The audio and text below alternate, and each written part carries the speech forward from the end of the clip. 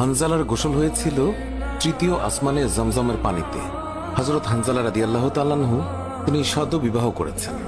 ওই সময় আমাদের প্রিয় নবী সাল্লাল্লাহু আলাইহি ওয়াসাল্লাম সাহাবীদেরকে বললেন, আমার সাহাবায়ে কেরাম, তোমরা উহুদের যুদ্ধের জন্য প্রস্তুতি গ্রহণ করো। রাসূলুল্লাহ সাল্লাল্লাহু আলাইহি ওয়াসাল্লাম হযরত হানজালা রাদিয়াল্লাহু তাআলা আনহুকে বললেন, হানজালা, তোমাকে যুদ্ধে যেতে হবে না।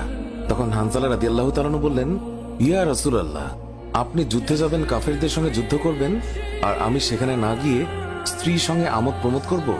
এটা আমি সহ্য করতে পারবো না, আমাকেও যুদ্ধে নিয়ে চলুন। রাসূলুল্লাহ সাল্লাল্লাহু আলাইহি ওয়াসাল্লাম তখন বললেন, হানজালা, আমি তোমাকে আদেশ দিলাম, তুমি বাড়িতে থাকো, তোমাকে যুদ্ধে যেতে হবে না। হানজালা তখন নবীর আদেশ শুনে কাঁদতে কাঁদতে বাড়ি চলে গেল। আমাদের প্রিয় নবী সাল্লাল্লাহু আলাইহি ওয়াসাল্লাম সাহাবীদেরকে নিয়ে যুদ্ধে চলে গেছেন। এদিকে সাহাবী হানজালা তার স্ত্রীর সঙ্গে রাত কাটানোর পর তার উপর গোসল ফরজ হয়ে গিয়েছে, তাই সে গোসল করতে গেছেন, পানি নিয়ে দাঁড়িয়েও গেছেন। এই সময় মদিনার গলি থেকে কেউ একজন চিৎকার করে বলছিলেন, মদিনার মুসলমানরা, তোমরা কার জন্য জীবিত থাকবে? তোমাদের প্রিয় নবীকে কাফের মুশরিকরা শহীদ করে দিয়েছে। এই কথা যেই মাত্র হানজালার কানে পৌঁছালো, তখনই তিনি পানির বালতি ফেলে দিয়ে তার স্ত্রীর কাছে গেল এবং তার স্ত্রীকে বলল, হে আমার স্ত্রী, তাড়াতাড়ি আমার তলোয়ারটা দাও।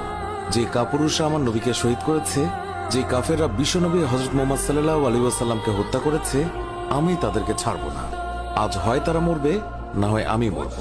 যেই দুনিয়ায় নবী নেই, সেই দুনিয়ায় আমি বাঁচতে চাই না।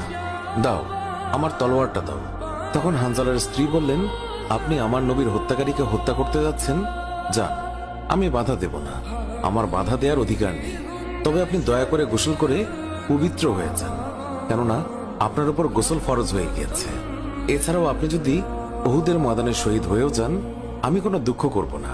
উত্তরে হানজালা বললেন, না, যদি আমি গোসল করতে চাই, তবে আমার নবীর হত্যাকারীরা কিছু সময়ের জন্য হলেও বেঁচে থাকবে, এটা আমি হতে দিতে পারি না।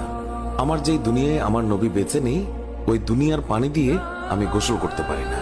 এই বলে তিনি তলোয়ার নিয়ে চলে গেলেন। উহুদের ময়দানে তিনি অনেক কাফেরকে হত্যা করলেন। একসময় যুদ্ধ করতে করতে তিনি শহীদ হয়ে গেলেন।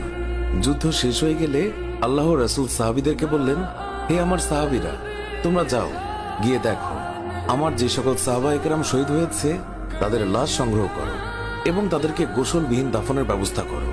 সকল শহীদের লাশ এনে এক জায়গায় রাখা হচ্ছে। নবীজি গুনে দেখলেন ৬৮টি লাশ রয়েছে, ২টি লাশ নেই। একজন তার চাচা হামজা রাদিয়াল্লাহু তাআলা আনহু, আর আরেকজন হানজালা রাদিয়াল্লাহু তাআলা আনহু। অস্থির হয়ে পড়লেন নবীজি। সব সাহাবাদের পাঠালেন লাশ খোঁজার জন্য। হঠাৎ বোরখা পরা এক মহিলা এসে দাঁড়ালেন নবীজির কাছে।